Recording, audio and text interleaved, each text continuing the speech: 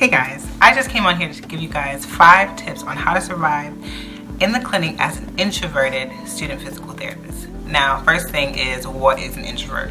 An introvert is someone who prefers to spend time alone in order to recharge their inner being.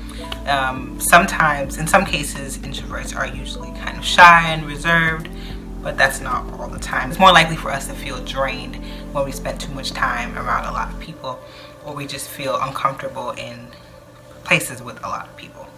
How can this apply to physical therapists? The thing about being a physical therapist, we have to talk to people probably all day because we're treating people, and we have to make our patients feel comfortable, and we also have to talk to our colleagues and our superiors and all that. How do you survive as a student physical therapist in this situation? First thing you can do is play on your strength.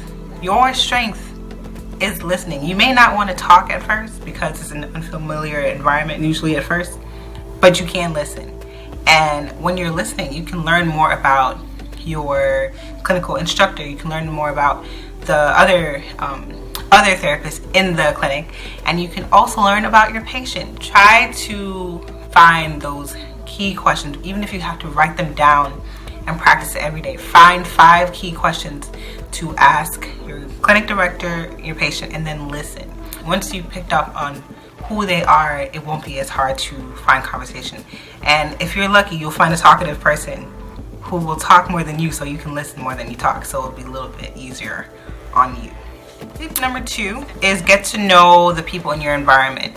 It's key to find that, even if it's just one person, it's key to find that one person you can have as your ally, or someone you can have as your friend, so that even if you feel too uncomfortable to talk to everybody, you at least have that one person you're friends with, so you're not uncomfortable in that situation. Because more than likely, for clinical rotation, you'll be there at least 2 weeks to 12 weeks. So why spend there being uncomfortable? You need to make an effort to have that friend. Tip number 3, schedule alone time for yourself. Me personally, as an introvert, every lunchtime I usually go sit in my car because it's how I recharge. The first 4 hours, usually a lot of people, and I just need that time by myself to just relax, recharge, so I can regroup for the next 4 hours, because I love my job. I love what I do. However, I do get tired because treating, talking, listening, it gets exhausting. Find that time to regroup, have that time for yourself, so you can make it to the next part of your day, or the next day period. Tip number 4, don't let things build up. Please. It's not going to be good for you in the long run in the clinic. You need to start talking about what's going on, about how you're feeling now, whether it's about how your clinic instructor is or the environment in general. If you feel like it's not good for you, then you need to talk about it, whether it's in a blog, whether it's with your friend. If you want to be upfront, talk to your clinical instructor himself, or talk to his boss or his or her boss about it.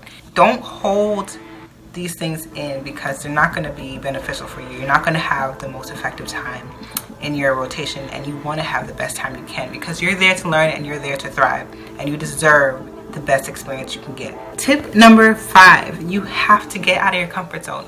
I know, it sucks. It truly does.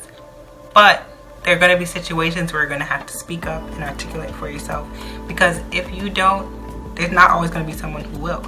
Okay? There are going to be times you may have to speak to your clinical instructor, or your patient, or the physician, or your potential future boss. At the end of the day, while they may be able to see you're amazing, they also want to hear that you're amazing from you. They want to hear what you have to say, even if it's something small. Get it short and sweet to the point, but they need to know what you have to say, and they gotta get it from you. You guys are powerful, you are amazing, and you can do whatever you set your mind to do.